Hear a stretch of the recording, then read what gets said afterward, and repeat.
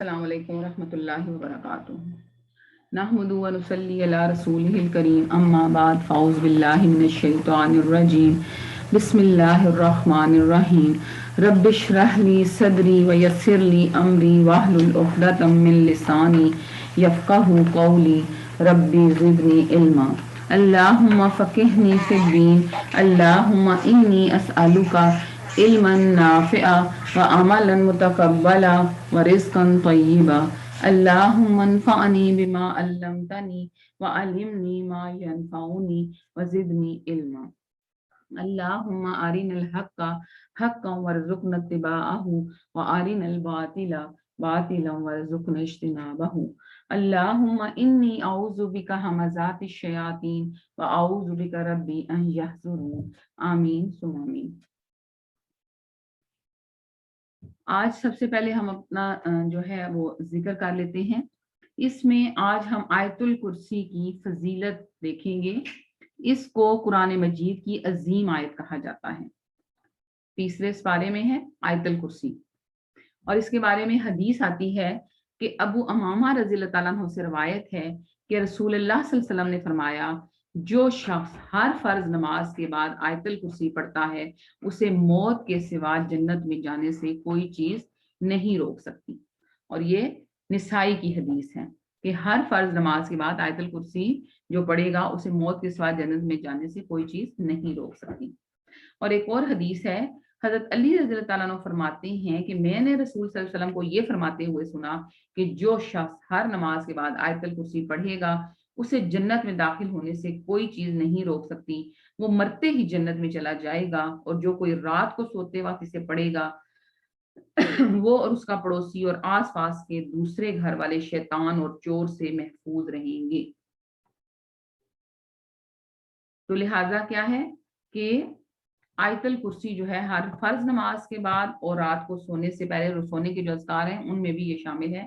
آیت الکرسی ہم نے پڑھنی ہے، اور اس کو قرآن مجید کی عظیم آیت بھی کہا جاتا ہے۔ کیوں؟ کیونکہ اس میں آیت الکرسی میں اللہ تعالیٰ کی بہترین تعریف کی گئی ہے۔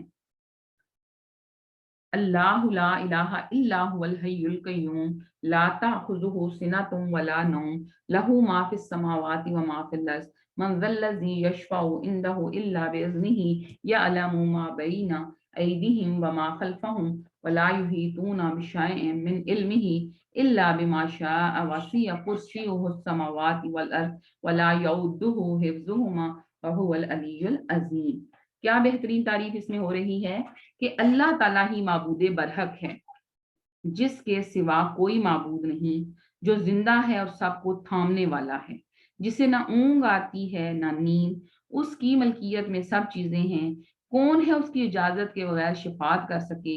وہ جانتا ہے جو ان کے سامنے ہے اور جو ان کے پیچھے ہے، اور وہ اس کے علم میں سے کسی چیز کا احاطہ نہیں کر سکتے مگر جتنا وہ چاہے۔ اس کی کرسی کی وسعت زمین و آسمان کو گھیر رکھا ہے، اور اللہ تعالیٰ ان کی حفاظت سے نہ تھکتا ہے نہ اکتاتا ہے۔ وہ تو بہت بلند اور بہت بڑا ہے۔ تو کتنی پیاری اللہ تعالیٰ کی بہترین تعریف ہے کیا کہ تو پھر اور اس کو قرآن مجید کی عظیم آیت کہا جا رہا ہے۔ تو اللہ تعالیٰ جو ہے اس آیت کو سمجھ کر پڑھنے کی ہمیں توفیق دے، اور اس کو ہم نے ایک تو اپنے اوپر یہ لازم کر لینا ہے کہ ہر فرض نماز کے بعد آیت الکرسی پڑھنی ہے۔ پھر اس کے بعد آ جاتے ہیں اپنی آج کی آیت کو جو ہم سمجھنے جا رہے ہیں۔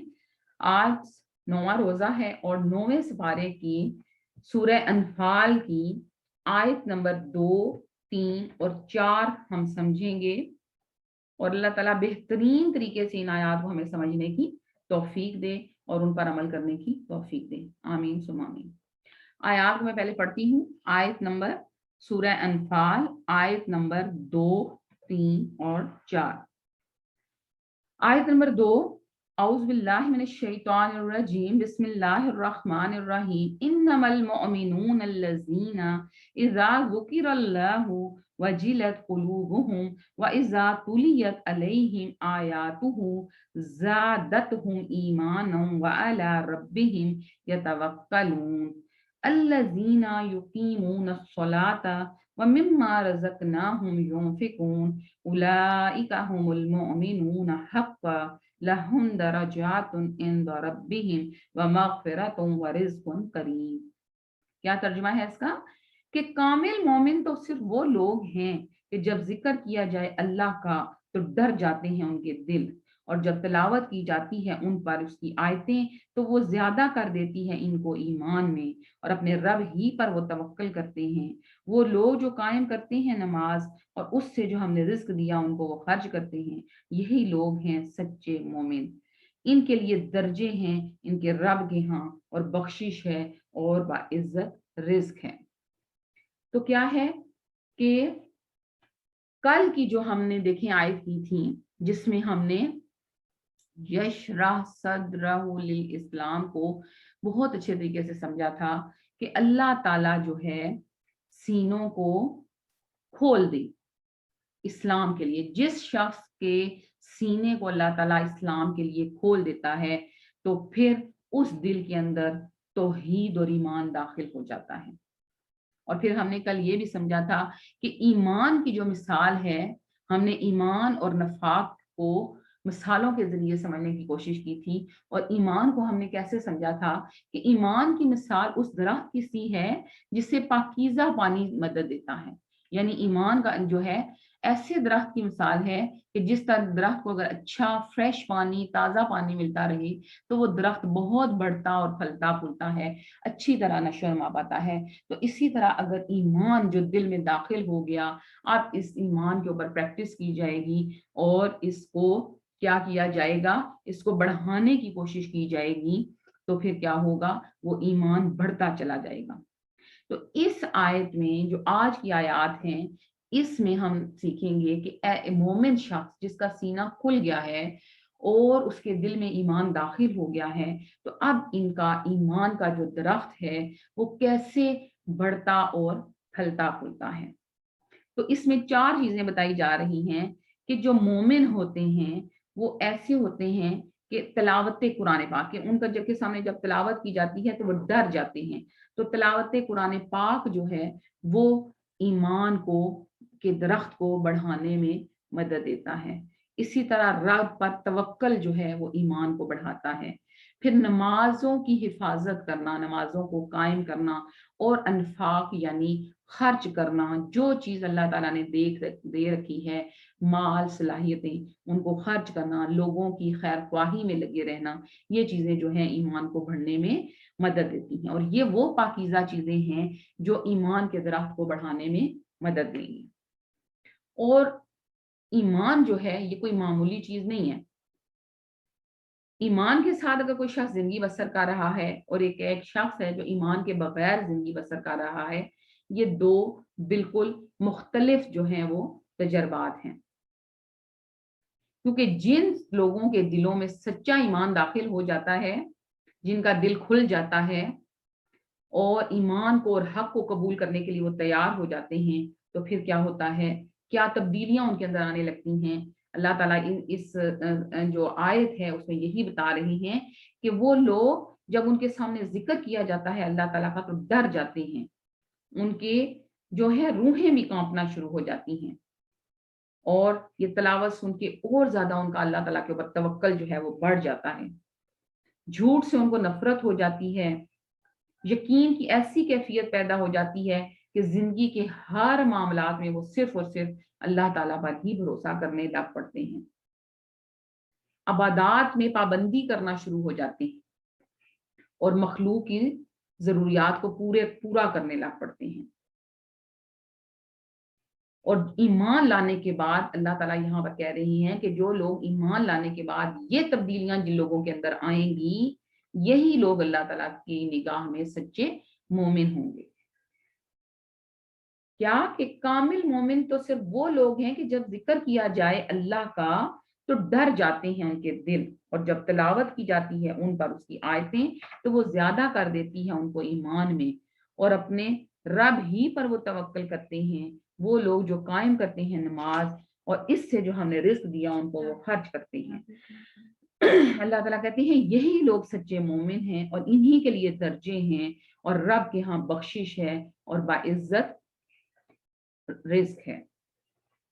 यानी क्या है کہ جب इनके अंदर के सामने ईमान वालों के सामने अल्लाह का जिक्र किया जाता है, अल्लाह ताला के कुरान पाक की तिलावत की जाती है, तो वो क्या है, उनका रवैया कैसा होता है, बड़ी ही तवज्जो से सुनते हैं, बैठे नहीं रहते, एक कान से सुनकर दूसरे कान से निकाल नहीं देते या गाफिल दिल के साथ नहीं बैठे रहते, बल्कि एक एक चीज को गौर से सुनते हैं, जो जो अल्लाह ताला का हुक्म आता है उस पर अमल करते हैं, और जिन जिन कामों से अल्लाह ताला रोकते जाते हैं उन कामों से रोकते जाते हैं। और देखें इस आयत में क्या कहा जा रहा है कि अल्लाह ताला के जिक्र को सुनकर वाजिलत कुलूबुहुम, उनके दिल कांप उठते हैं, उनके दिल डर जाते हैं, यानी उनके दिल में पर अल्लाह ताला का खौफ गालिब आ जाता है, अल्लाह ताला के सामने खड़े होने का, अल्लाह ताला की अजमत को और अल्लाह ताला की हस्ती को वो पहचान जाते हैं, और अल्लाह ताला के सामने खड़े होने को का उनको यकीन आ जाता है, तो उस खौफ से वो कांप उठते हैं और उनके ऊपर रिक्कत तारी हो जाती है और उनकी आंखों से आंसू बह निकलते हैं। और अल्लाह ताला का जो ये कलाम है ना, इसका अपना ही एक जलाल है, इसकी अपनी एक अजमत है, क्योंकि अल्लाह ताला ने सूरह हशर में इस चीज को बताया था कि अगर अल्लाह ताला का ये जिक्र, ये कलाम जो है किसी पहाड़ पर उतारा जाता ना, तो वो पहाड़ रेजा रेजा हो जाता, लेकिन ये इंसान है जिसने इस बार को, इस वजन को कबूल किया है। सूरह हशर में क्या आता है कि अगर हम इसी कुरान को किसी पहाड़ पर उतारते तो यकीनन तुम देखते कि वो अल्लाह के जिक्र से पस्त होने वाला और टुकड़े टुकड़े हो जाने वाला है। और ये मिसालें हम उन लोगों के लिए बयान करते हैं ताकि वो गौर व फिक्र करें। तो फिर क्या होता है कि जो सच्चा मोमिन होता है ना, जब उसके सामने अल्लाह ताला के कुरान की तिलावत की जाती है और वो गौर और फिक्र से जब इन आयतों को सुन रहा होता है, तो फिर उसके अंदर क्या होता है, आजिज़ी पैदा होती है, नरमी पैदा होती है, उसका दिल डरने लगता है, वो अल्लाह के हकूक देने लगता है, बंदों के हकूक देने लगता है, उसका दिल इतना नरम हो जाता है कि उसकी आंखों से आंसू बह निकलते हैं। इस आयत में अल्लाह ताला अहले ईमान से कुछ डिमांड कर रहे हैं, उनसे उनको नसीहत कर रहे हैं कि जब तुम अल्लाह ताला का जिक्र करो, अल्लाह ताला के कुरान पाक को सुनो, तो तुम्हारे अंदर तब्दीली आनी चाहिए। क्यों? क्योंकि कुरान मजीद में ही आता है कि जो लोग ईमान लाए हैं, क्या उनके लिए ऐसा वक्त नहीं आया कि अल्लाह के जिक्र से और जो हक नाजिल हुआ है उससे उनके दिल झुक जाएं? क्या, यानी देखें पीछे क्या है कि अगर पहाड़ अगर झुक सकता है, तो ये अल्लाह ताला कहते हैं ईमान वालों के दिल क्यों नहीं झुकते, और इन लोगों की तरह ना हो जाएं जिन्हें इससे पहले किताब दी गई थी और फिर उन पर एक तवील मुद्दत गुजरी, उनके दिल सख्त हो गए और उनमें से अक्सर फासिक हैं। यानी अल्लाह ताला कहते हैं कि जो तुमसे पहले के लोग थे उनको भी हमने किताब दी थी, लेकिन क्या हुआ कि उन्होंने इस किताब को पस पुष्ट डाल दिया, उस पर गौर फिक्र नहीं किया, उसको कबूल नहीं किया, उस पर अमल नहीं किया, तो फिर क्या हुआ कि उनके दिल सख्त हो गए और फिर वो अजाब का शिकार हुए। तो यहाँ पर ईमान वालों से अल्लाह ताला मुतालबा कर रहे हैं और उनको नसीहत कर रहे हैं कि क्या ऐसा वक्त नहीं आया कि जब वो अल्लाह का जिक्र सुनते हैं तो उनके दिल झुक जाएं। यानी जब भी अल्लाह ताला का जिक्र सुनो, अल्लाह ताला की कुरान पाक की तिलावत सुनो, तुम्हारे अंदर आजिज़ी पैदा होनी चाहिए।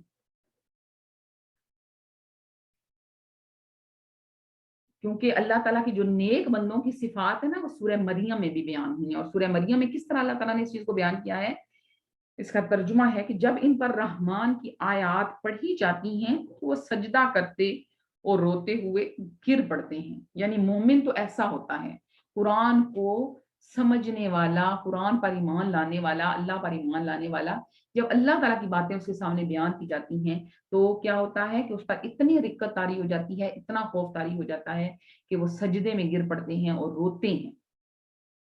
तो हमने अपना जायजा लेना है कि क्या कुरान को सुनते हुए और कुरान को पढ़ते हुए हमारी ऐसी कैफियत होती है, या हम कुरान को भी जस्ट किस तरह ले रहे हैं, अपनी एक जो दरसी किताब है, हमारे स्कूल की जो किताब है, हमारे सिलेबस की बुक है, उसकी तरह ही लेते हैं कि वो किताब हम पढ़ तो लेते हैं लेकिन अगले साल ना वो हमें याद रहती है और ना वो हमारे दिलों पर कोई असर करती है, हम उनको सीरियस नहीं लेते। क्यों दिलों पर असर करने की बात क्यों बार बार हो रही है, दिल बदलने की बात क्यों बार बार हो रही है? इसलिए कि ये कुरान नबी सल्लल्लाहु अलैहि वसल्लम के दिल पर उतरा है, लिहाजा दिल को बदलने की जरूरत है। اور یہ اگر اس قرآن کو صحیح طریقے سے اس کا حق ادا کیا جائے گا تو یہ ضرور دلوں کو بدلے گا. سورہ زمر میں اللہ تعالیٰ فرماتے ہیں اللہ نے سب سے اچھی بات نازل فرمائی, ایسی کتاب جو آپس میں ملتی جلتی ہے. یہ اللہ تعالیٰ کی باتیں ہیں نا قرآن مجید, کہ اللہ نے سب سے اچھی بات نازل فرمائی, ایسی کتاب جو آپس میں ملتی جلتی ہے, ایسی کتاب جو بار بار دہرائی جانے والی ہے, یعنی اس کی آیات کو بار بار دہرایا جاتا ہے. اس سے ان لوگوں کی کھالوں کے رونگٹے کھڑے ہو جاتے ہیں جو اپنے رب سے ڈرتے ہیں, پھر ان کی کھالیں اور دل اللہ کے ذکر کی طرف نرم ہو جاتے ہیں. یہ اللہ کی ہدایت ہے, وہ جس کے ساتھ چاہتا ہے اسے راہ پر لے آتا ہے, اور جسے اللہ راہ گمراہ کر دے اسے کوئی راہ پر لانے والا نہیں. اور کل ہم نے کیا پڑھا تھا کہ اللہ تعالیٰ کا کوئی ارادہ نہیں ہے کسی کو گمراہ کرنے کا. اگر کوئی انسان گمراہ ہوتا ہے تو کیوں وہ گمراہ ہوتا ہے؟ اپنی غفلت کی وجہ سے. اور غفلت یہی ہے کہ قرآن پاک کو توجہ, اس کی طرف توجہ نہ دینا, سنی انسنی کر دینا. تو پھر کیا ہوتا ہے؟ اللہ تعالیٰ کہتی ہیں جو توجہ سے سنتے ہیں, سمجھ کے اس پر غور و فکر کرتے ہیں, تو ان کو تو, اور جن کے دل میں ایمان پیدا ہو جاتا ہے, ان کی تو کھالوں کے بھی رونگٹے کھڑے ہو جاتے ہیں. جو ہوتی ہے نا کھال کے اوپر جو بال سے ہوتے ہیں, وہ کیا ہوتے ہیں کہ جب خوف عالم ہوتا ہے تو وہ کھڑے کھڑے ہو جاتے ہیں. تو اس طرح ان کے اندر خوف پیدا ہو جاتا ہے. لیکن کیا ہے کہ جو توجہ سے نہیں پڑھے گا, آیت چل رہی ہیں, تلاوتیں چل رہی ہیں, لیکن اس کو کوئی پتہ نہیں ہے, وہ اپنی سوچوں میں گم ہے, تو پھر کیا ہوتا ہے کہ ایسے شخص کا دل کبھی بھی نہیں بدلتا. قرآن سنتے ہی جو ایمان والے لوگ ہیں, اللہ تعالیٰ کہہ رہے ہیں کہ ان کے رونگٹے کھڑے ہو جاتے ہیں اور ان کی آنکھوں سے آنسو جاری ہو جاتے ہیں, ان کے دل کانپنا شروع ہو جاتے ہیں. تو اگر ہم جو دیکھیں وہ واقعہ بھی ہمیں یاد ہے کہ جب حضرت جعفر بن ابی طالب جو تھے, انہوں نے نجاشی کے سامنے حبشہ کی طرف جب گئے تھے نا یہ لوگ, تو نجاشی نے ان سے سارا پوچھا تھا کہ کیوں آپ لوگ ہجرت کر کے آئے ہیں. سارا کیونکہ وہ ایک نرم دل بادشاہ تھا, تو اس نے ان سے پوچھا تھا. تو حضرت جعفر بن ابی طالب نے سورہ مریم کی آیات پڑھی تھی, اور کہتے ہیں کہ نجاشی نے جب قرآن مجید کو سنا تو کیا ہوا کہ نبی صلی اللہ علیہ وسلم پر نازل ہونے والا یہ کلام سنا, تو اس کی آنکھوں میں آنسو بہ نکلے. جو اس کے ساتھ لوگ بھی کھڑے ہوئے تھے, ان کی آنکھوں میں, جو عیسائی لوگ عیسائی تھے, ان کی آنکھوں سے آنسو بہ نکلے, اور یہ لوگ سجدے میں گر پڑے. اور یہ ان کی یہ کیفیت کیوں ان کے اوپر غالب آئی؟ کیونکہ انہوں نے حق کو پا لیا. ان کو یہ سمجھ آ گئی کہ یہ جو کلام ہے اور اس کے اندر جو باتیں لکھی ہوئی ہیں یہ سچی ہیں. جب انسان حق کو قبول کر لیتا ہے, حق کو پہچان لیتا ہے, تو تبھی اس کی دل کی کیفیات جو ہیں وہ بدلنا شروع ہو جاتی ہیں.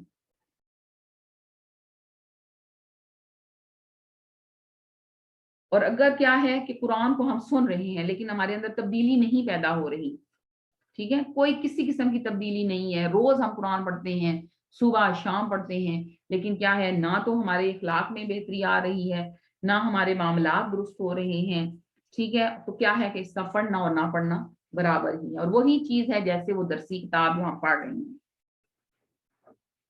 اور پھر اس کتاب کو بالکل جیسے ایک عام کتاب ہے ایسا ہی ہے, جس طرح وہ دل پر کوئی اثر نہیں کرتی, تو یہ کتاب بھی دل پر کبھی بھی اثر نہیں کرے گی.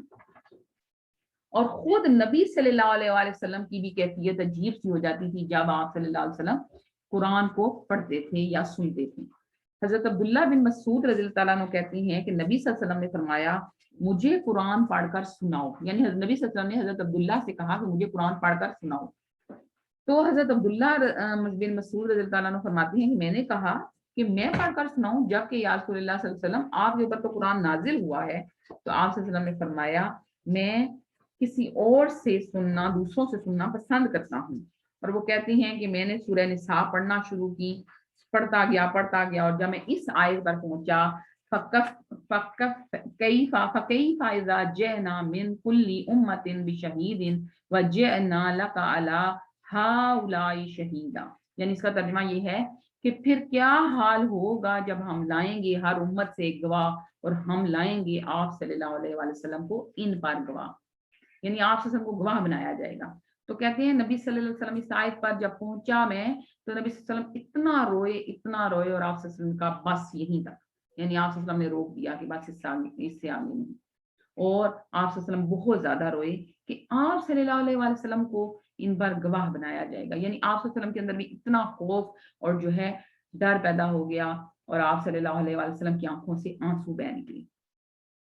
اور اگر حضرت ابو بکر صدیق رضی اللہ تعالیٰ عنہ کی مثال لیں تو حضرت ابو بکر صدیق رضی اللہ تعالیٰ عنہ کے بارے میں بھی آتا ہے کہ جب حضرت ابو بکر صدیق رضی اللہ تعالیٰ عنہ کو امامت کے لیے منتخب کیا جانے لگا، نبی صلی اللہ علیہ وسلم نے ان کو امامت کے لیے منتخب کیا، تو حضرت عائشہ رضی اللہ تعالیٰ عنہ نے ان سے کہا کہ انہیں جو ہے آپ اپوائنٹ نہ کریں امامت کے لیے. کیوں؟ کیونکہ یہ جب قرآن پڑھتے ہیں نا تو روتے زیادہ ہیں اور پڑھتے کم ہیں.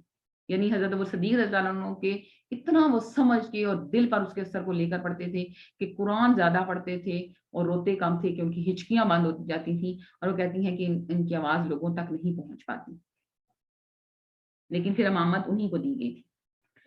اور اس کے علاوہ یہ تو صحابہ کا طرز عمل تھا. خود نبی صلی اللہ علیہ وسلم کی کیفیت دیکھیں اور مومنوں کی کیفیت. حتیٰ کہ روایات میں آتا ہے کہ جس درخت کھجور کے درخت کے تنے کے ساتھ نبی صلی اللہ علیہ وسلم ٹیک لگا کر خطبہ دیا کرتے تھے، وہ آپ صلی اللہ علیہ وسلم کے لیے بطور ایک ممبر ہوتا تھا اور آپ وہاں پر ٹیک لگا کر خطبہ دیا کرتے تھے. تو کہتے ہیں کہ ظاہر ہے کہ جب اللہ تعالیٰ کا ذکر ہو رہا ہوتا ہے تو ہر چیز اس ذکر کو سن رہی ہوتی ہے. تو وہ کھجور کا درخت بھی اللہ تعالیٰ کے ذکر کو سنتا تھا. اور بعد میں کیا ہوا کہ جب تو نبی صلی اللہ علیہ وسلم کے لیے ممبر جو بنایا گیا تو جو ہے جب آپ صلی اللہ علیہ وسلم جمعے والے دن خطبہ دینے کے لیے اس نئے ممبر پر گئے کھجور کے درخت کے تنے کو چھوڑ کر، تو کہتے ہیں کہ وہ کھجور کا جو تنا تھا وہ اتنا اونچی اونچی آواز میں رونے لگا جیسے کوئی بچہ جو ہے وہ تڑپ تڑپ کر روتا ہے. اور اس کی آواز سب لوگوں نے سنی. اور پھر نبی صلی اللہ علیہ وسلم ممبر سے اتر کر آئے اور آپ صلی اللہ علیہ وسلم نے اس کو اپنے گلے سے لگایا اور کہتے ہیں کہ وہ ایسے ہچکیاں بھرنے لگا جیسے ایک بچے کو جب چپ کرایا جاتا ہے تو وہ ہچکیاں بھرتا ہے.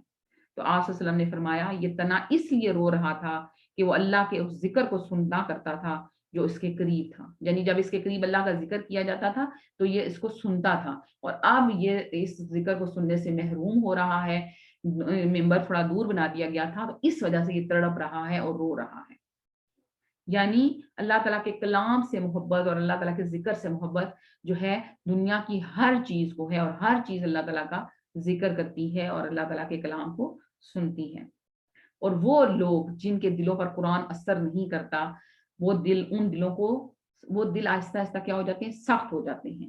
اور قرآن مجید میں ایسے لوگوں کی سخت مذمت کی گئی ہے.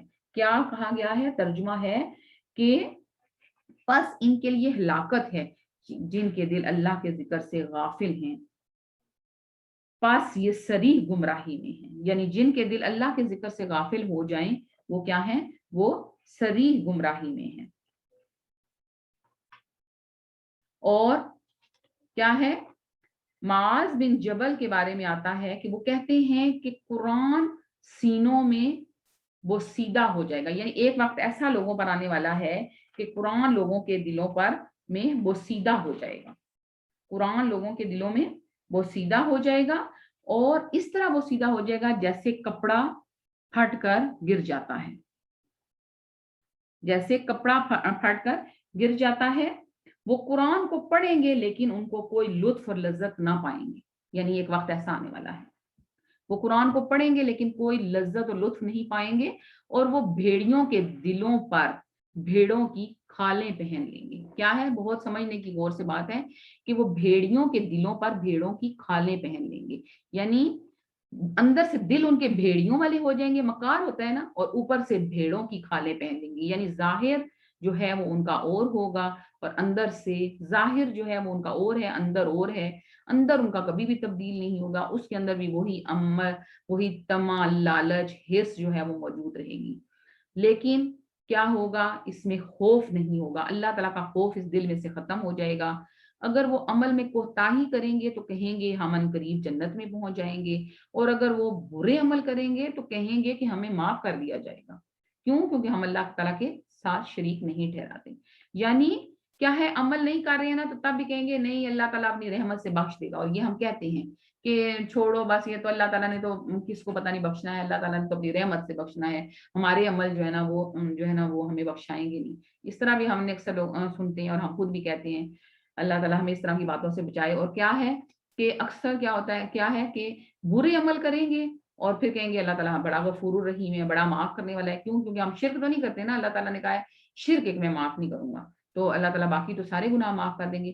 یعنی کیا ہے کہ انہیں اپنے گناہوں سے ڈر نہیں لگے گا اور کیا کریں گے, عمل میں کوتاہی کریں گے, کسی قسم کی وہ ٹینشن نہیں لیں گے, فکر نہیں کریں گے, اللہ تعالیٰ کا خوف ان کے دل سے ختم ہو جائے گا.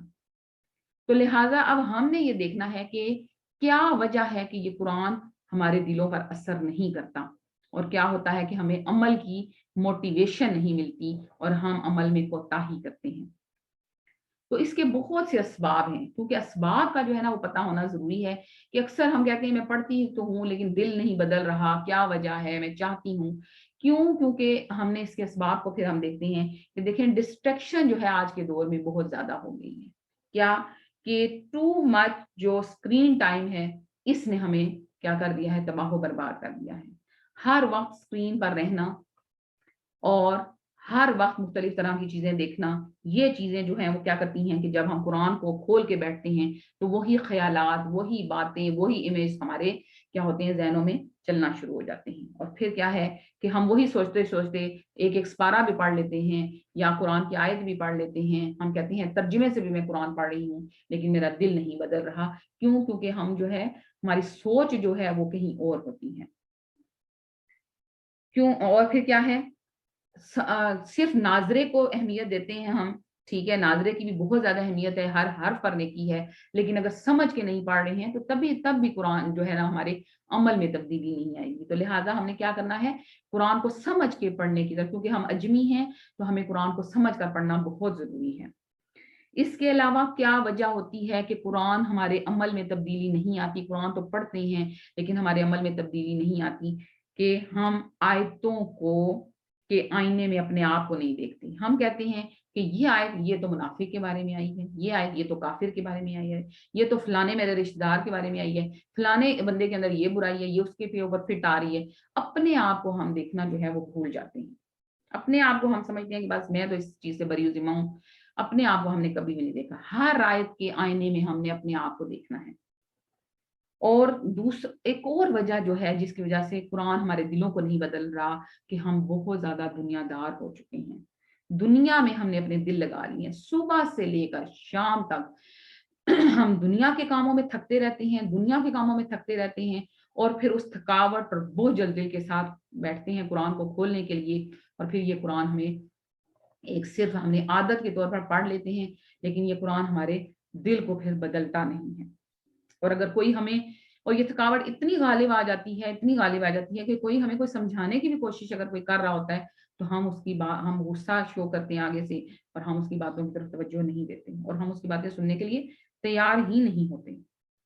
اور ایک اور بڑی وجہ جو کہ قرآن ہمارے دلوں پر اثر نہیں کرتا, کہ اللہ کا ذکر بہت کم کرتے ہیں, فضول باتوں کی طرف زیادہ توجہ ہماری ہوتی ہے, اور اللہ تعالیٰ کے ذکر سے اپنی زبان کو خالی رکھتے ہیں. کیوں, کیونکہ قرآن مجید میں یہ کہا گیا ہے کہ منافقین کے بارے میں آتا ہے کہ وہ نہیں یاد کرتے مگر بہت کم. تو اب ہم نے کیا دیکھنا ہے کہ ہمارا قرآن کے ساتھ کیسا معاملہ ہو کہ قرآن ہمارے دلوں پر اثر کر جائے. قرآن کے ساتھ ہمارا کیا معاملہ ہو, ہم نے اسباب ہی دیکھ لیے کہ یہ چیزیں ہیں جو ہمیں کیا کر رہی ہیں کہ قرآن کو پڑھنے کے باوجود ہمارا دل بدل نہیں رہا. تو کیا ہے کہ ہم چاہتے ہیں کہ اللہ تعالیٰ ہمارے دلوں کو بدل دے اور ہمیں بھی ان مومنین میں شامل کر دے جن کے لیے اللہ تعالیٰ نے اس آیت میں درجات کا وعدہ کیا ہے. تو کیا ہے کہ ہم نے دیکھنا ہے کہ کیسے ہمارا دل بدلے اور قرآن ہمارے دلوں پر اثر کرے. تو اس کو ایک مثال سے دیکھیں, ہم یوں سمجھتے ہیں کہ جیسے دیکھیں ایک کلاس ہوتی ہے نا, اور اس میں دو طرح کے اسٹوڈنٹ ہوتے ہیں. ایک اسٹوڈنٹ ہے جو فزیکلی بیٹھا ہوا ہے لیکن مینٹلی وہ ایبسنٹ ہے, اس کا دھیان وہ جسم سے بیٹھا ہوا ہے, وہ آنکھوں بھی اس نے سامنے کی ہوئی ہیں لیکن سوچ اس کا جو ہے نا وہ باہر ہے, کسی اور توجہ کی طرف لگا ہوا ہے. تو اب کیا ہے, اس کے سامنے بھی پڑھا گیا ہے لیکن جب وہ اٹھ کر باہر جائے گا تو اس کو کچھ بھی نہیں پتا ہوگا کہ میں نے کیا سنا اور کیا پڑھا. لیکن ایک اسٹوڈنٹ ہے جو فل انٹریکشن میں ہے اپنے استاد کے ساتھ, ٹھیک ہے, فزیکلی بھی انٹریکشن ہے, اپنے جو ہے فیس ایکسپریشنز کے ذریعے بھی شو کر رہا ہے کہ میں بہت توجہ سے سن رہا ہوں, اور دوسرا مینٹلی بھی جو ہے نا وہ ساتھ ساتھ سوال و جواب اور اپنے کانسیپٹس کو کلیئر کرنے کی کوشش کر رہا ہے, ٹھیک ہے. تو پھر کیا ہوتا ہے کہ جب وہ اسٹوڈنٹ وہاں سے نکل کر جائے گا तो क्या होगा कि उसको पूरा टॉपिक जो है वो बहुत अच्छे तरीके से समझ के आया हुआ होगा और वो चीज उसको दिल में बैठ चुकी होगी। तो बिल्कुल ऐसा ही है कि जब भी हम कुरान पढ़ने बैठें तो हमने फिजिकली और मेंटली दोनों तरीकों से प्रेजेंट हो जाना है और बहुत गौर करनी है।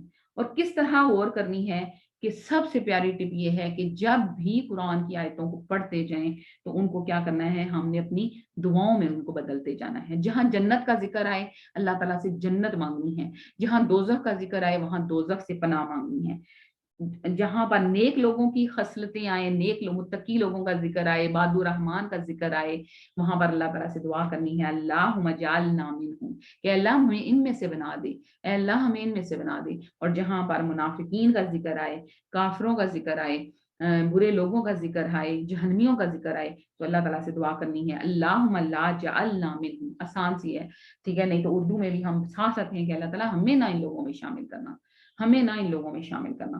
बहुत तवज्जो के साथ जो है वो समझ कर पढ़ने की कोशिश करनी है। और आज का जिस तरह हमारे रमजान में तरावी हो रही है या हम कुरान पढ़ते हैं, तो उसका भी तरीका यही है कि कुरान को जो है, क्योंकि तरावी में हम ना कुरान को मसहफ को उठा भी सकते हैं, क्योंकि फर्ज नमाज तो नहीं हो रही होती फिर, और इसमें आप मसहफ को उठा लें और कुरान की आयत को जो है वो गौर से और इसी तरीके से यही टिप जो है वो अपने जहन में रखते हुए हमने जो है वो साथ साथ दुआएं जो हैं वो मांगते चले जाने हैं, ताकि जो कुरान है वो हमारे दिलों पर असर करता जाए। और क्या है, गौर फिक्र साथ साथ आयतों पर करनी है, अल्लाह ताला की पहचान करनी है। क्या अल्लाह ताला की पहचान करनी है कि अल्लाह ताला की जात है क्या। जब अल्लाह ताला की पहचान हो जाएगी तो उस दिल में क्या हो जाएगा, तकवा पैदा हो जाएगा। जैसे कुरान में तरह तरह के अल्लाह ताला के जो 99 नाम है ना, वो सब कुरान मजीद में भी आए हैं। तो अल्लाह ताला के 99 जो नाम है उनकी डेप्थ में जाना, डेप्थ में रहमान है तो किस तरह, रहीम है तो किस तरह, ठीक है। हम वैसे 99 नाम हमें पूरे याद है ना, तो हम राजिक है, लतीफ है, जो भी है सारे नाम है अल्लाह ताला के, तो हम क्या करते हैं, हमने उन नामों की डेप्थ में जाकर उनके मायने को समझना है, गौर फिक्र करनी है। ये अपने ऊपर एक काम जो है ना वो असाइनमेंट हमने ले लेनी है। तो इंशाल्लाह ताला अल्लाह ताला की बेहतरीन पहचान हमें हासिल होगी। और फिर जब अल्लाह ताला की पहचान हासिल हो जाएगी तो अल्लाह ताला का कलाम जो है वो हमारे दिलों पर असर करना शुरू हो जाएगा। अस्सलाम वालेकुम वरहमतुल्लाहि वबरकातुहू। बिस्मिल्लाहिर्रहमानिर्रहीम। तो हम ये देख रहे हैं कि अब हमने अपना कुरान के साथ कैसा ताल्लुक कायम करना है कि ये कुरान हमारे दिलों को बदल दे। तो क्या हमने सीखा कि हमने कुरान पाक की आयतों पर गौर व फिक्र करना है, अल्लाह ताला की पहचान करनी है, ठीक है, अल्लाह ताला के 99 नामों पर गौर व फिक्र करना है। सिर्फ उनको हमने जबान पर जिस तरह वो हमारे रट गए हैं ऐसे नहीं, बल्कि एक एक नाम को एक एक दिन लेना है और उन पर गौर व फिक्र करना है और उनको समझना है। क्यों? क्योंकि जब अल्लाह ताला की पहचान होगी तो तभी इंसान के अंदर जो है अल्लाह ताला का डर और खौफ जो है वो पैदा होगा और फिर ये कुरान हमारे दिलों पर असर करेगा। और कुरान की आयतों को हमने दुआओं में ट्रांसफॉर्म करते जाना है और जहां पर जिस चीज की डिमांड है हमने उसको दुआ में तब्दील करते जाना है।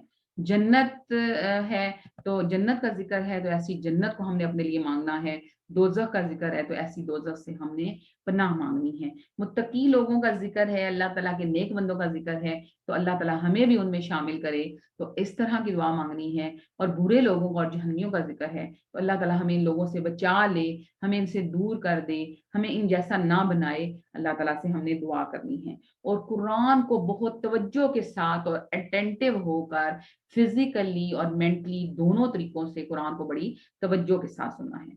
जब एक इंसान कुरान के साथ ऐसा मामला इख्तियार कर लेता है तो उसके अंदर क्या होता है, ईमान का जो पौधा है, जो दरख्त है, वो फिर बढ़ने लगता है। जब वो बढ़ने लगता है तो उसका तवक्कल बढ़ने लगता है। इस आयत में यही बताया जा रहा है कि फिर उनका अपने रब पर तवक्कल जो है वो बढ़ जाता है। वो अपने जब अल्लाह की पहचान उनको हो जाती है ना, तो वो कहती हैं कि मेरे हर काम का जिम्मेदार सिर्फ अल्लाह ही है, हस्बुनल्लाह व नेमल वकील। जब भी फिर कोई उनको मुश्किल आती है तो वो क्या कहते हैं, हस्बी अल्लाह हस्बी अल्लाह हस्बी अल्लाह, कि मेरे लिए सिर्फ मेरा अल्लाह ही काफी है। और फिर इसी क्या होता है कि जब अल्लाह पर तवक्कल इतना ज्यादा बढ़ जाता है उनका, तो वो फिर क्या करते हैं, सिर्फ अल्लाह ताला की तरफ रुजू कर लेते हैं। उनकी इबादतें जो हैं वो सिर्फ और सिर्फ खालिस अल्लाह के लिए हो जाती हैं, और वो अपनी नमाजों की हिफाजत करने लग पड़ते हैं, नमाजों को कायम करने वाले बन जाते हैं, दिल की हाजिरी के साथ नमाज को पढ़ते हैं, खुशू व खुजू के साथ नमाज को पढ़ते हैं, अपने पाबंदी वक्त के साथ नमाज को पढ़ते हैं। अगर मर्द हैं तो नमाज को बाजमात अदा करते हैं, औरतें हैं तो नमाज को अव्वल वक्त में और बड़े अच्छे तरीके से खुशू व खुजू के साथ समझकर दिल की हाजिरी के साथ नमाज पढ़ती हैं। और फिर क्या करते हैं कि हकूकुल्लाह भी भरपूर तरीके से अदा करना शुरू हो जाता है जब ईमान का ये पौधा बढ़ जाता है। और साथ ही फिर वो क्या करते हैं, हकूकुल इबाद भी अदा करना शुरू कर देते हैं, चाहे घर में हो या बाहर हो। घर के औलाद है, बीवी बच्चे हैं, या बाहर के रिश्तेदार हैं, या गैर लोग हैं, सब के साथ उसके मामलात जो हैं वो खैर ख्वाही वाले होना शुरू हो जाते हैं। फिर अल्लाह ताला ने जो कुछ उन्हें दे रखा होता है, चाहे माल है, चाहे औलाद है, चाहे सलाहियतें हैं, इल्म है, जो कुछ भी है, वो उनसे लोगों को जो है वो मदद करना शुरू कर देते हैं। और क्या करते हैं, फर्जी सदके तो देते ही देते हैं, आम सदकों का भी एहतमाम करते रहते हैं। और फिर अल्लाह ताला कहते हैं जब वो ऐसा मामला इख्तियार कर लेते हैं तो फिर अल्लाह ताला कहते हैं उलाइका हुमुल मोमिनून हक्का, ऐसे लोग जो हैं वो सच्चे मोमिन हैं। लहुम दरजातुन, इन्हीं के लिए दर्जे हैं, इन रब्बिहिम, इनके रब के पास, व मगफिरतुन, और मगफिरत है, व रिज़्कुन करीम, और अच्छा रिज्क है। यही लोग हैं सच्चे मोमिन, इनके लिए दर्जे हैं इनके रब के यहाँ, और बख्शिश है और बाइज्जत रिज्क है।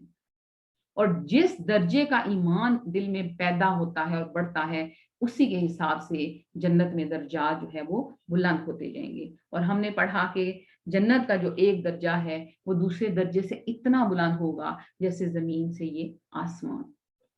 और जो ये दर्जे होंगे ये अमाल की बुनियाद पर होंगे। जितने अमाल हमारे खालिस होंगे, खालिस अल्लाह की रजा के लिए कोई हम काम करेंगे, किसी किस्म की रयाकारी नहीं होगी, तो अल्लाह ताला हमारे दर्जात को उतना ही बुलंद करेंगे।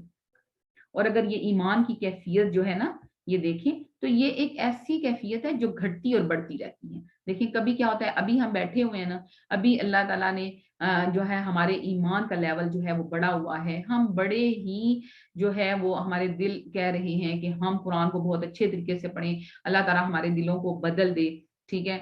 लेकिन क्या होता है कि कभी हम दुनिया, जब अभी थोड़ी देर बाद जब हम अपने दुनिया के कामों में लग जाएंगे तो हो सकता है कि ईमान का लेवल जो है वो कम हो जाता है, फिर हम अपने दुनिया के कामों में लग पड़ते हैं। तो क्या है कि जो ईमान है ना, ये दिल की एक ऐसी कैफियत है जो घटती और बढ़ती रहती है, लेकिन इस पर मुसलसल जो है वो काम करते रहने की जरूरत है। हम ये नहीं कह सकते कि अब हम कुरान से जुड़ गए तो बस हमारे अंदर अब ईमान पैदा हो गया, बल्कि हमने डेली इसको डोज देनी है। जिस तरह एक दरख्त को एक बीज जब बोया जाता है तो उसको पानी रोज दिया जाता है, वरना वो पौधे जो है वो मुरझा जाते हैं। बेशक एक पौधा अच्छा सा भी खिल जाए ना, लेकिन अगर उसको पानी देना आप छोड़ देंगे तो वो कुछ दिनों बाद क्या हो जाएगा, वो मुरझा जाएगा। तो बिल्कुल ईमान भी दिल की ऐसी कैफियत है, दिल का एक ऐसा पौधा है कि अगर इसको डेली डोज नहीं दी जाएगी तो वो क्या हो जाएगा, वो आहिस्ता आहिस्ता खत्म हो जाएगा। क्यों? क्योंकि ईमान की जो कैफियत है वो घटती और बढ़ती रहती है। और फिर क्या है कि हमें इस ईमान को मजबूत करना है। और मजबूत कैसे करना है? यही कुरान पाक से जुड़ना है। इसका बेहतरीन हल, बेहतरीन जो इसका है कि ईमान के पौधे को की नशो नुमा का जो जरिया है वो कुरान मजीद, अल्लाह ताला का जिक्र है। और सहाबा के बारे में आता है कि उनको भी अपने ईमान की कमी का खौफ होता था, कि हम तो अगर बेखौफ हुए हैं तो ये तो बहुत ही गलत बात है। कि सहाबा देखिए रजी अल्लाह, उनका टाइटल उनको मिला हुआ है, लेकिन उनको भी हर वक्त अपने ईमान की कमी का खौफ होता होता था। और क्या हमने ऐसा खौफ कभी महसूस किया कि कहीं कोई हमारा, वो क्या सोचते थे कि कहीं कोई हमारा कोई ऐसा अमल ना आ जाए, हो जाए हमसे, जिससे हमारा ईमान कम हो जाए। और इब्ने अबी मलीका कहते हैं कि मैंने नबी सल्लल्लाहु अलैहि वसल्लम मैं नबी सल्लल्लाहु अलैहि वसल्लम के 30 सहाबा से मिला, और उनमें से हर एक को अपने ऊपर निफाक का डर लगा हुआ पाया। यानी हर एक ये समझता था कि कहीं मैं मुनाफिक तो नहीं हो गया, कहीं मेरे से कोई ऐसा अमल तो नहीं हो गया जो अल्लाह की नाराजगी का ना हो जाए, जिससे मेरा ईमान कम ना हो जाए। और वो ये सोचते थे कि कहीं मैं मुनाफिक तो नहीं हो गया। उनमें से कोई ये ना कहता कि उसका ईमान जिब्राइल और मीकाईल जैसा है, यानी अपने आप को कभी वो परफेक्ट नहीं समझते थे। حالانکہ ہر وقت اللہ تعالیٰ کی اطاعت اور رسول اللہ صلی اللہ علیہ وسلم کی اطاعت اور فرمانبرداری میں لگے ہوئے ہیں، لیکن پھر بھی ہر وقت یہ ڈر ہے کہ کہیں کیا ہے کہ ہمیں جو ہے ہمارے اندر نفاق تو نہیں آ گیا، کہیں کوئی غلطی تو نہیں ہوگی، یہ ڈر ہے۔ اور کیا ہوتا تھا، حضرت حنزلہ کے بارے میں آتا ہے کہ انہوں نے ایک دفعہ نبی صلی اللہ علیہ وسلم کے پاس آئے اور کہا کہ حنزلہ منافق ہو گیا، حنزلہ منافق ہو گیا۔ تو رسول اللہ صلی اللہ علیہ وسلم نے فرمایا کیا وجہ ہے؟ میں نے کہا اللہ کے رسول صلی اللہ علیہ وسلم، جب ہم آپ صلی اللہ علیہ وسلم کی خدمت میں ہوتے ہیں تو آپ صلی اللہ علیہ وسلم ہمیں جنت اور دوزخ کی یاد دلاتے ہیں، یہاں تک کہ کیا ہو جاتا ہے، آنکھوں دیکھے ہو جاتے ہیں، یعنی ہمیں ایسے لگتا ہے جیسے جنت کو ہم اپنی آنکھوں سے دیکھ رہے ہیں اور دوزخ کے عذاب کو بھی ہم اپنی آنکھوں سے دیکھ رہے ہیں، یعنی اتنا ہمارا ایمان کا لیول بڑھ جاتا ہے۔ لیکن جب آپ صلی اللہ علیہ وسلم کے پاس سے چلے جاتے ہیں، ہم اپنے بیوی بچوں میں مصروف ہو جاتے ہیں، زمین کے معاملاتوں میں لگ جاتے ہیں، تو پھر کیا ہوتا ہے کہ بہت ساری چیزوں کو بھول جاتے ہیں۔ تو نبی صلی اللہ علیہ وسلم نے آگے سے کیا فرمایا، آپ صلی اللہ علیہ وسلم نے فرمایا اس ذات کی قسم جس کے قبضے میں میری جان ہے، اگر تم اسی کیفیت پر رہو جس حالت میں میرے پاس آتے ہو، ذکر میں مشغول ہوتے ہو، تو فرشتے تمہارے بستروں پر تمہارے سے مسافہ کرتے اور تمہارے راستوں میں بھی۔ لیکن اے حنزلہ، وقت وقت کی بات ہے، یعنی کیا ہے کہ یہ دل کی کیفیت جو ہے وہ گھٹتی بڑھتی رہتی ہے۔ اگر یہی تمہاری کیفیت رہتی پھر تو فرشتے بھی تمہارے جو ہے نا وہ تمہیں سلام کرتے، لیکن کیا ہے کہ وقت وقت کی بات ہے، یعنی کیا کہ ایمان جو ہے وہ گھٹتا بڑھتا رہتا ہے۔ جب ہم قرآن کی محفلوں میں ہوتے ہیں، دینی محفلوں میں ہوتے ہیں، تو کیا ہوتا ہے ہمارا ایمان کا لیول بہت زیادہ ہوتا ہے، لیکن کیا ہوتا ہے کہ جب ہم گھر میں جاتے ہیں، بیوی بچوں میں ہوتے ہیں، تو پھر ہماری اور سی کیفیت ہو جاتی ہے، ہم آخرت کو بھول جاتے ہیں، ہم بس ان کی ضرورتیں پوری کرنے میں لگ جاتے ہیں، تو ہمارا ایمان جو ہے وہ کمزور ہو جاتا ہے۔ تو لہٰذا اس سے ہمیں کیا نصیحت مل رہی ہے کہ ہم نے اپنے ایمان کو مضبوط کرنا ہے، ایمان کو بڑھانے کے لیے ہر وقت کوشش کرتے رہنا ہے۔ اور اس کا کیا ہے کہ قرآن پاک سے جڑ جانا ہے، اللہ قرآن پاک کو صحیح فہم کے ساتھ پڑھنا ہے، تاکہ جو مومن، ان مومنین جن کا ذکر، جن کی صفت اللہ تعالیٰ نے یہاں پر بیان کی، کہ جب ان کے سامنے قرآن پاک کی تلاوت کی جاتی ہے، قرآن کی آیات پڑھی جاتی ہیں، تو وہ کیا کرتے ہیں کہ ان کے دل کانپ اٹھتے ہیں۔ تو اللہ تعالیٰ ایسا دل جو ہے وہ ہمیں نصیب کر دیں، کیونکہ یہی جو ہے نا ایمان کا جو بیج ہے، ایمان کو جو درخت ہے، یہ ہمارے لیے قیامت والے دن نور بنے گا۔ اور ایمان جب کسی دل میں داخل ہو جاتا ہے تو تبھی اس دل کو ہدایت ملتی ہے، اور اسی ایمان کی وجہ سے ہی انسان کو اچھائی اور برائی کی پہچان ہوتی ہے۔ جب ایمان دل میں بڑھتا ہے نا تو پھر انسان کو فرق پتہ چل جاتا ہے کہ حق اور باطل کیا ہے، پھر کیا ہے جھوٹ اور سچ کیا ہے، اچھائی اور برائی کیا ہے، ان کو وہ فرق کرتا چلا جاتا ہے اور صراط مستقیم پر چلتا جاتا ہے۔ اور پھر اللہ تعالیٰ کہتے ہیں کہ ایسے ایمان والے لوگوں کے لیے اللہ تعالیٰ کہتے ہیں ان کے لیے پروردگار کے ہاں بڑے بڑے درجے ہیں اور بخشش ہے۔ تو کیا ہے کہ درجات میں بھی بلندی کا باعث بنے گا ایسا ایمان، اور ایسا ایمان ہمارے گناہوں کو بھی بخش دے گا۔ جب ہم سچے دل سے اللہ تعالیٰ پر ایمان لائیں گے اور اللہ تعالیٰ کے بتائے ہوئے طریقوں پر عمل کریں گے، تو اللہ تعالیٰ ہمارے جو پچھلے گناہ ہیں ان کو بھی بخش دے گا اور عزت کی روزی دے گا، یعنی جنت میں داخلے کا بھی، یہ دنیا میں بھی انسان کو عزت پھر ملتی ہے اور آخرت میں بھی اللہ تعالیٰ اس کا درجہ جو ہے وہ بلند کرتے ہیں۔ تو اللہ تعالیٰ سے ہم دعا کرتے ہیں کہ اللہ تعالیٰ ہمارے دل میں ایمان کو پیدا کر دے اور ہمارے دل کو سچا بنا دے، جھوٹ سے ہمیں نفرت ہو جائے اور کفر کو ہمارے لیے ناپسندیدہ بنا دے، اور ہم صراط مستقیم پر چلنے والے بن جائیں، اور اللہ تعالیٰ ہمیں ایمان پر ہی خاتمہ دے، اور ہم قرآن کو سمجھ کر اور اس کو سمجھ کر اور اس پر غور و فکر کر کے اس کو آیتوں کو اپنے دل پر لینے والے بن جائیں، اور یہ قرآن ہماری زندگیوں کو بدل دیں۔ اور اس کے لیے پھر ہم نے اللہ تعالیٰ سے مدد بھی مانگنی ہے اور اللہ تعالیٰ سے دعا بھی کرنی ہے، اور بہت پیاری دعا ہے، اس دعا کو ہم نے اپنی زندگی میں شامل کرنا ہے۔ اللہم تجعل قرآن العظیم ربیع قلبی ونور صدری وجلاء حزنی وذہاب ہمی وغمی۔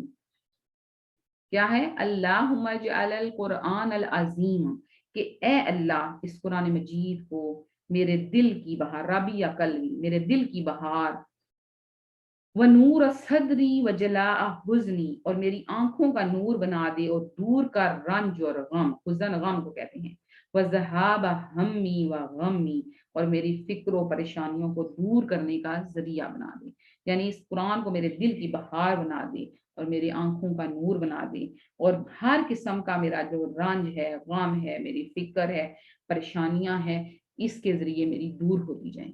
اور یہ کس صورت میں ہوں گی؟ جب ہم اس قرآن کا بہترین طریقے سے حق ادا کریں گے۔